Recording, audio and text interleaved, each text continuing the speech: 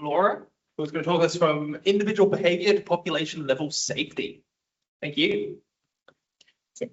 Hi, everyone. So I'm going to talk about what I did in my PhD at the University of Surrey, which was a collaboration between the Department of Mathematics and of Sociology. And what we wanted to do is try to understand why crime does not happen. So there are a lot of models explaining why crime happens, but crime is an event. It happens, and then most of the time it doesn't happen, thankfully. And that's what we wanted to try to understand. So I'm going to talk about the theory of collective efficacy. Then I'm going to try to briefly talk about how we can get some data, try to quantify something as abstract as a social theory. And then I'm going to show you the model I developed during the PhD. So collective efficacy is the confidence that you have that you and a group of people can successfully do a specific action.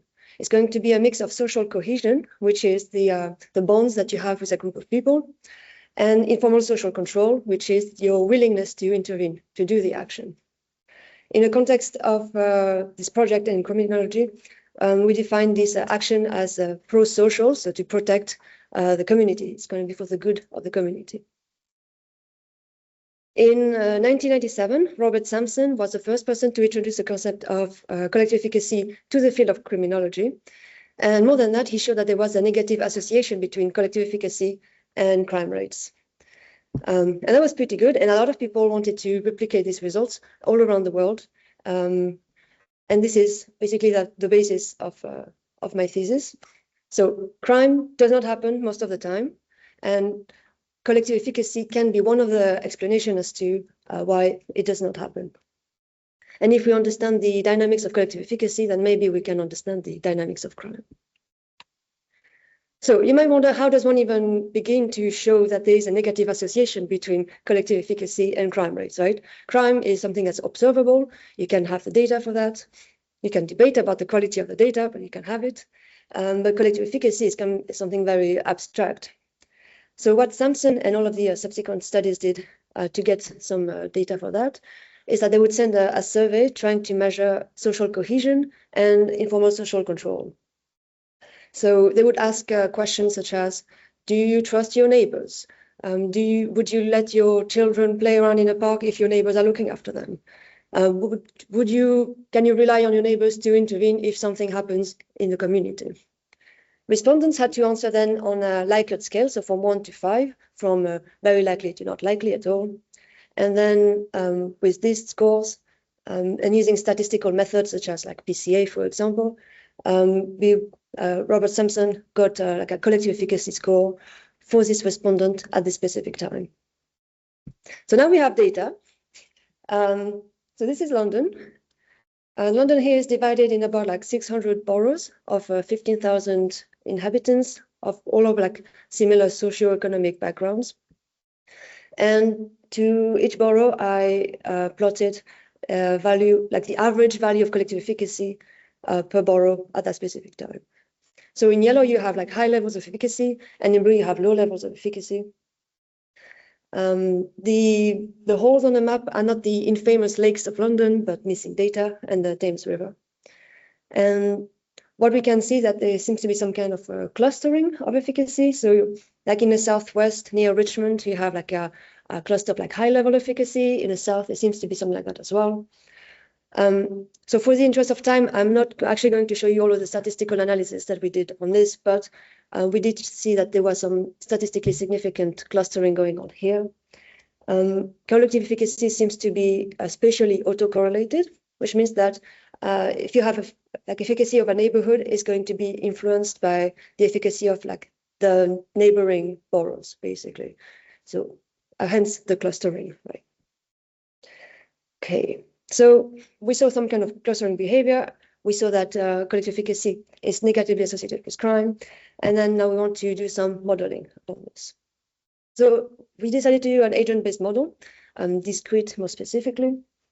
So on a grid where each cell corresponds to a resident with its own level of collective efficacy, So the model itself is pretty simple. You have the natural decay. So when nothing happens, collective efficacy is just going to go down to its like its baseline value, which is 0 in this case. And you have the excitation term. So the excitation term defines the neighborhood, the community, which here is like a von Neumann neighborhood. So it's going to be like a diamond-shaped region centered on the agent. And then we're going to have the event happening. So the event is going to be, for example, like if crime happens, people react to it, and then there's the community participation. So let's first talk about neighborhoods. It is very difficult to define a neighborhood in sociology. Nobody agrees on anything. People will be like, in America, the cities are like this, a square, and the neighborhoods are going to be blocks. But then you have all of these big axes like crossing the city, which are going to be like a physical obstacles between the communities that are separating the neighborhoods. But in Europe, for example, neighborhoods are going to be more blurry, like this, the limit between them is going to be more difficult to define. So recent studies have used the concept of egohoods, which is like a region centered on a person's residence. So for example, here in London, we would define it like anything that's going to be within a 15 minutes walk from your residence, that's going to be your neighborhood. The 15 minutes can be adjusted depending on the city, the size of the city, the walkability of the city. But we found that in London, people respond well to this definition of like a 15 minutes walk from where you live. So we've got our neighborhood. And now let's say that something happens in the neighborhood. It could be someone is like suspiciously looking through people's windows in a neighborhood, or it could be like teenagers smoking something that might not be tobacco. And anything that will kind of trigger the desire to intervene of the community, so the informal social control, right? What motivates people to actually act? What motivates them to actually do the action, right? So earlier this week, we did talk a bit about the theory of planned behavior. Basically, this is a theory that explains why people do what they do. It will depend on what you think of the action, on what you think others will think of you doing the action, and on how capable you think yourself, how you think you will be able to do the action, basically.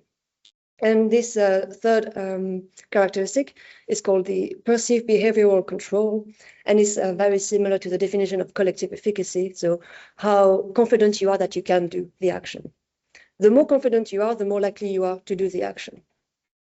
So if we go back to my model here, if you are very confident about doing the action, you're more likely to do it. If people in the community feel the same way, they're also likely to do it. So you have more participation. The more participation there is, the more likely it is that the event is going to be successful. The event being making the teenagers go away, or calling someone to make that person go away, these sort of things. The more successful events you have in your community, the higher collective efficacy is going to be, and it's becoming this kind of like happy cycle of goodness within the community. It also works the other way, right? If you fail the events, then efficacy is going to go down because of this decay term that I defined in the model. It goes down, then people are less likely to participate next time something happens, and so events are less likely to be successful. So the way we modeled this was using a Poisson distribution, whose parameter is a function of collective efficacy and something that we call resources. So because of the data that I received, I didn't really delve too much into the socioeconomic aspect of collective efficacy.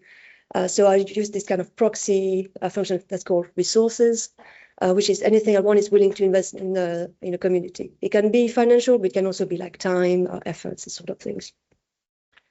So making this Poisson distribution turns the model into a Hawkes process, if you're familiar with the term. So it's going to be a self-exciting stochastic model, basically. Okay. I'm going to go very quickly on this, but basically we have, if you run the model, you're going to get the apparition of a lot of clusters, like we saw on the map of London earlier. These clusters are going to be dynamic. There are some conditions where you can make the clusters to be static, but it's not realistic. So we're sticking with the dynamic ones. And then we vary some of the parameters to see which ones affect efficacy. So resources have a huge influence on the level of efficacy that you have. The initial value of efficacy does not matter, which is a good sign. It means that even if all hope is lost, actually, no, you can still make things better in your community. The size of the neighborhood is going to change the size of the clusters. And also, so at the moment, I was using a model where all of the neighbors have the same influence over the central agent. But what you can do is also say that the further away someone lives, the less influential they're going to be on the agent. And you can do all sorts of functions to give a weight to the neighborly influence. So yeah, so in terms of results, well, because it was a PhD in mathematics, we've got a lot of insight on the behavior. We got like, all of these associations like we saw in Jacob's talk yesterday. In sociology, what's something that was really new and interesting is that qualitative efficacy is a self-exciting process. It's dynamic and it changes over time and space. And also, because of this resource function that I was talking about earlier, we could see that if we wanted to invest in a community, actually you can't just throw the resource or however you want, like randomly. Like you need to have like a targeted allocation, otherwise you will increase the disparity between levels of efficacy. Yeah, there are some interesting questions that we can answer with this model, and we are still currently working on a lot of the statistical analysis and the resource exploration. And you might notice that crime is absent from this model at the moment, which is also something that we want to add in the future.